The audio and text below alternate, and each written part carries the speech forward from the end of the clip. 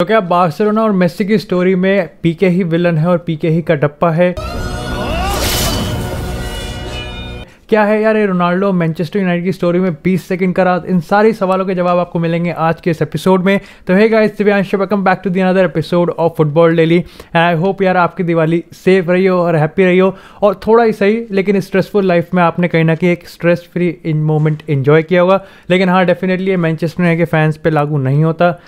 गजब बेइज्जती है। तो इसी के साथ यार दिवाली की पॉजिटिव वाइब को ध्यान में रख के शुरू करते हैं बिना किसी बकचोदी के। इसी के साथ यार बात करते हैं अपनी पहली अपडेट की, जो कि है लियोनेल मेसी के रिगार्डिंग। तो recently director of Spanish newspaper Luis Mascaro ने ये रिवील किया एक इंटरव्यू में कि जो मेसी और बार्सिलोना की जो एग्जिट थी, जो कंट्रोवर्सी क्रिएट हुई थी लास्ट में, हमने देखा था कि मेसी को बार्सिलोना छोड़ना पड़ा था, उसमें कहीं ना कहीं पीके ने एक एलिजिटली विलन वाला रोल निभाया। उन्होंने कहा कि पीके ने जॉन लेपोर्टा को ये कहा कि अगर मेसी यहाँ पे बार्सिलोना को छोड़ के जाएंगे तो बार्सिलोना को कोई इतना बड़ा नुकसान नहीं होगा।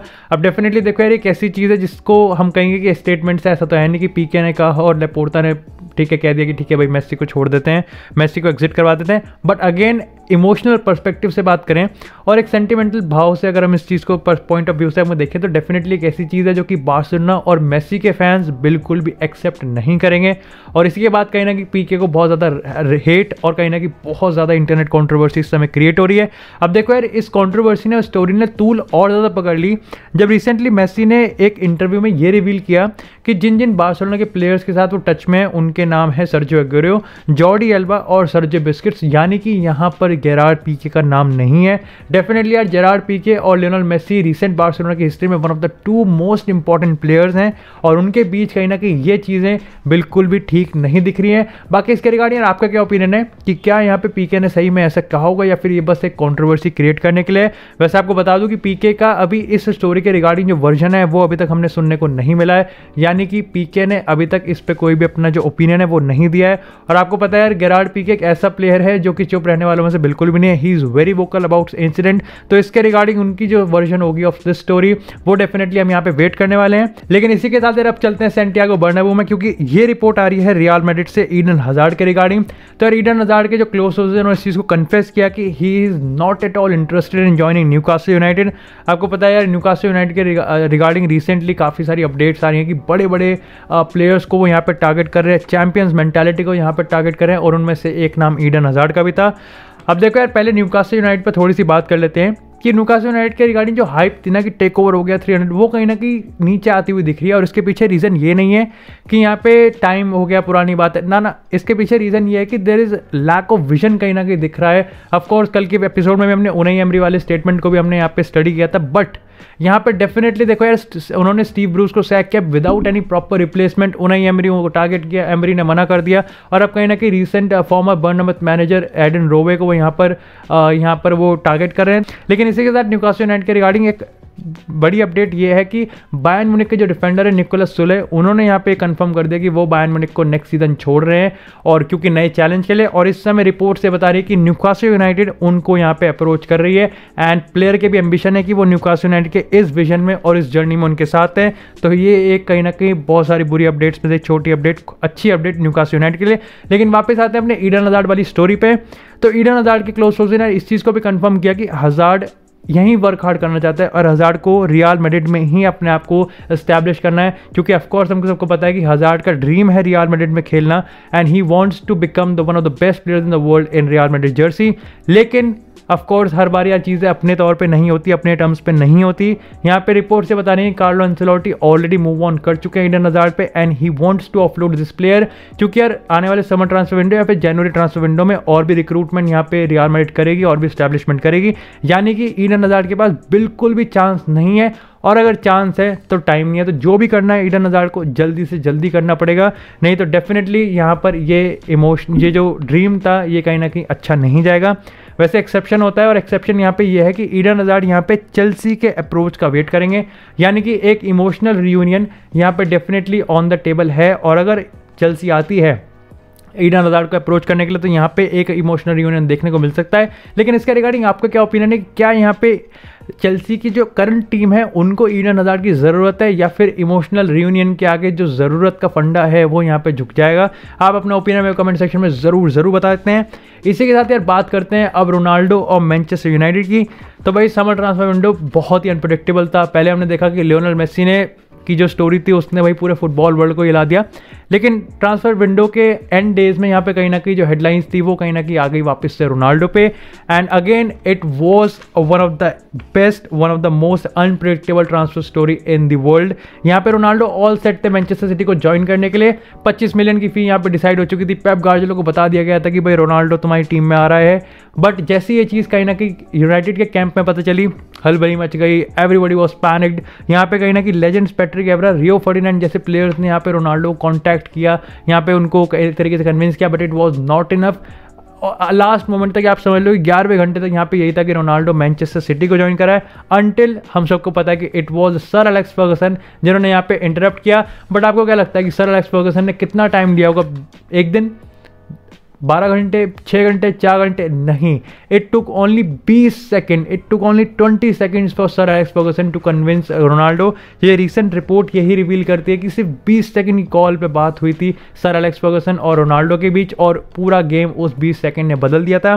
काफ़ी इंटरेस्टिंग रिपोर्ट थी, मेरे को लगा कि आपके साथ शेयर करें, क्योंकि डेफिनेटली कल मैनचेस्टर डर्बी है, तो इस डर्बी के रिगार्डिंग जो वाइब होगी रोनाल्डो पे सबकी नजरें होंगी, डेफिनेटली सिटी के फैंस की भी होगी और यूनाइटेड के फैंस की तो डेफिनेटली होगी।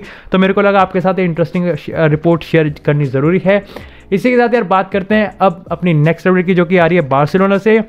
तो यार कल नहीं परसों जावी का जो अल-साद का जो राइवल मैच था, जो कि एलिजिबली बताया जा रहा है कि जावी का ये लास्ट मैच था एज अ मैनेजर ऑफ अल-साद, वो खत्म हुआ एक ड्रॉ में। और उसके पोस्ट मैच प्रेस कॉन्फ्रेंस में जावी ने इस चीज़ को खुद ही कंफर्म कर दिया, और एक तरीके से आप कह सकते हो कि उन्होंने ऑलमोस्ट कंफर्म ही कर दिया कि वो बार्सिलोना के मैनेजर बनने वाले हैं। उन्होंने कहा कि वो बार्सिलोना के साथ बहुत टाइम से टच में है, लेकिन उन्होंने इस चीज़ को भी कन्फेस कर दिया कि देखो मेरा रोल यहाँ पे ख़त्म हो गया है। यहाँ पे रोल आता है दोनों क्लब्स का कि वो यहाँ पे नेगोशिएट करें, वो एक एग्रीमेंट पे हो, और उसके बाद जो भी सीन है वो हो जाए। आपको बता दूं कि ऐसे इस पॉइंट ऑफ टाइम पे यहाँ पर कहीं ना कहीं आपको याद होगा कि यार मैंने 1-2 एपिसोड पहले बताया था कि अल-साद की डील है, ये कंडीशन है कि भाई जॉन लेपोर्टा खुद आएँ और फिर नेगोशिएट करें, लेकिन लेपोर्टा नहीं गए, बल्कि डायरेक्टर ऑफ फुटबॉल और यहाँ पे वाइस प्रेसिडेंट गए थे। उसके पीछे का रीज़न ये निकल के आया कि लेपोर्टा का हमेशा से ये मानना था बार्सिलोना का कि देखो भाई हमें इतना झंझट करने की ज़रूरत नहीं है, हम यहाँ पे कंपनसेशन फ़ी पे कर देंगे 6 मिलियन यूरोस, और उसके बाद हम बार्सिलोना को, जावी को बार्सिलोना लेके आएंगे। इसलिए कभी लेपोर्टा यहाँ पे ट्रैवल नहीं करा लेपोर्टा ने। लेकिन एज ऑफ नाउ जिस टाइम मैं ये एपिसोड रिकॉर्ड कर रहा हूँ यार, उस टाइम ये रिपोर्ट्स आ रही हैं कुछ कि ऑलरेडी जावी और अल-साद का जो कॉन्ट्रैक्ट है वो टर्मिनेट हो चुका है, और सिर्फ कुछ घंटों की बात है जब जावी बार्सिलोना के नए मैनेजर होंगे। तो जब तक आपको शायद से वीडियो मिलेगी तब तक कहीं ना कहीं जावी यहाँ पर मैनेजर बन भी गए होंगे और या फिर बनने वाले होंगे। तो ये बहुत बहुत बड़ी अपडेट है। और यार जावी के रिगार्डिंग भी, बार्सिलोना, जुवेंटस और पीएसजी के रिगार्डिंग भी बहुत जल्दी चैनल पे एक्सक्लूसिव वीडियो आएंगी, तो बस थोड़ा सा वेट करना पड़ेगा आपको। बाकी तब तक यार चैनल पे सपोर्ट बनाए रखो, और जो चैनल पे गाली देने वाले आते हैं उनको देखते हंस लिया यार, क्या दिक्कत है। लेकिन इसी के साथ यार बात करता है उस्मान डेम्बेले के रिगार्डिंग। तो डेम्बेले के रिगार्डिंग यार इंजरी के रिगार्डिंग कोई अपडेट नहीं है, बल्कि उनके कॉन्ट्रैक्ट रिन्यूअल पर हम बात करेंगे। तो ये बहुत बड़ी अपडेट है, it's a big update, big good news for Barcelona fans, क्योंकि यहाँ पर अब कहीं ना कहीं उस्मान डेम्बेले अपना फ्यूचर कमिट करते हुए दिख रहे हैं बार्सिलोना में। और इसके पीछे 2 पॉइंट हैं। सबसे पहले तो जो पे कट है वो तैयार हो गए हैं उस्मान डेम्बेले लेने के लिए, यानी कि सैलरी उनकी कम कर दी जाएगी, लेकिन उनका जो बोनस है, चाहे कलेक्टिव परफॉर्मेंस की बात करें चाहे इंडिविजुअल बोनस की बात करें, उसको यहाँ पे बढ़ा दिया जाएगा टू कंपेंसेट, जिससे मामला वही रहेगा बराबर का। 4 साल की डील यहाँ पे होने वाली है। जो सबसे बड़ा रीज़न है उस्मान डेम्बेले का अपना फ्यूचर कमिट करने के लिए, वो है कि डिस्पाइट कि यहाँ पे इतनी इंजरीज हुई है उस्मान डेम्बेले को, इतना यहाँ पे उन्होंने टाइम साइडलाइन गुजारा है, इतना अपना बेस्ट मोमेंट्स कहीं ना कहीं उन्होंने मिस किए हैं, उसके बावजूद यहाँ पे जब भी वो पिच पे आते हैं तो बार्सिलोना के फैंस एक्साइटेड होते हैं, बार्सिलोना का मैनेजमेंट एक्साइटेड होते हैं। And despite all this struggles Barcelona ने कभी अपना सपोर्ट उनसे नहीं हटाया। इसलिए कहीं ना कहीं इससे एस्पायर होके, इससे कहीं ना कहीं ओवरवेल्म्ड होके यहाँ पे उस्मान डेम्बेले अपना जो फ्यूचर है वो कमिट करते हुए दिख रहे हैं। लेकिन इसके रिगार्डिंग मेरा आपसे ओपिनियन ये है कि क्या बार्सिलोना को एक ऐसे प्लेयर को अपना फ्यूचर का पार्ट बनाना चाहिए जो कि बहुत ज़्यादा इंजरी प्रोन हो। यहाँ पे 3 रास्ते हो सकते हैं जो कि हम देख रहे हैं। पहला कि उनको कॉन्ट्रैक्ट यहाँ पे दिया जा रहा है 4 साल का। दूसरा हो सकता है कि उनको फ्री एजेंट ऐसा दिया जा सके जहाँ पे जो उनकी वेजेस हैं उसको यहाँ बचाया जा सके। या फिर तीसरा रीज़न हो सकता है कि उनको फ्यूचर कमिट करवा के यानी कि कॉन्ट्रैक्ट रिन्यू करके उन पे एक अच्छा खासा फी लगा के कैश इन किया जाए। इसका रिगार्डिंग आपका क्या ओपिनियन है, आप मुझे कमेंट सेक्शन में अपना ओपिनियन ज़रूर बताना। लेकिन इसी के साथ यार बात करते हैं अपनी लास्ट अपडेट की, और ये आ रही है करीम अडेयामी फ्रॉम RB साल्जबर्ग। डेफिनेटली यार एक ऐसा बंदा, एक ऐसा प्लेयर है जो कि इस समय बहुत ही ज़्यादा हाइप है भाई इसकी ट्रांसफर मार्केट में। जो ट्रांसफर फी है वो इस समय 35 मिलियन यूरोस की है, और ये देखो कंफर्म मान के चलो कि ये समर ट्रांसफर विंडो में करीम अडेयामी साल्जबर्ग से चला जाएगा। भाई साल्जबर्ग ना एक ऐसा प्लेयर, एक ऐसी टीम निकल रही है जो कि वर्ल्ड क्लास टैलेंट्स यहाँ पे प्रोड्यूस कर रही है for the top European clubs, और उनका जो प्रॉफिट है वो भाई बहुत ऊपर जाता हुआ दिख रहा है। लेकिन इसके रिगार्डिंग लेटेस्ट अपडेट ये है कि अडेयामी का जो एजेंट है वो इस समय कहीं ना कहीं नेगोशिएट कर रहा है टॉप यूरोपियन क्लब से, और रिसेंटली उसने यहाँ पे नेगोशिएट करा है एथलेटिको मैड्रिड से, रियल मैड्रिड से, इंटरनेशनल से, डॉर्टमुंड से और बायर्न म्यूनिख से। लेकिन आउट ऑफ नोवेयर यहाँ पे डॉर्टमुंड वो क्लब निकल के आ रहा है जो कि सबसे ज़्यादा पॉसिबल डेस्टिनेशन है, और वही एक तरीके से करीम अडेयामी को यहाँ पे स्नैच कर सकता है और उसको साइन ले सकता है।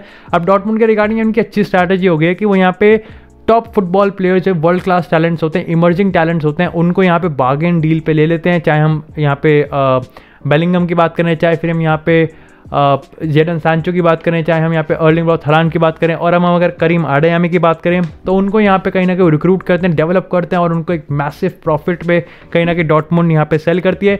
जैसे डॉर्टमुंड को कभी कभार एलिज भी किया जाता है कि ये एक फुटबॉल क्लब से ज़्यादा बिजनेस क्लब भी है। बाकी यार देखो यार उनका मॉडल है जो कि बहुत प्रॉफिटेबल भी है, and they are actually competing in the top European competition, तो वी कैंट कंप्लेन, हम कंप्लेन नहीं कर सकते।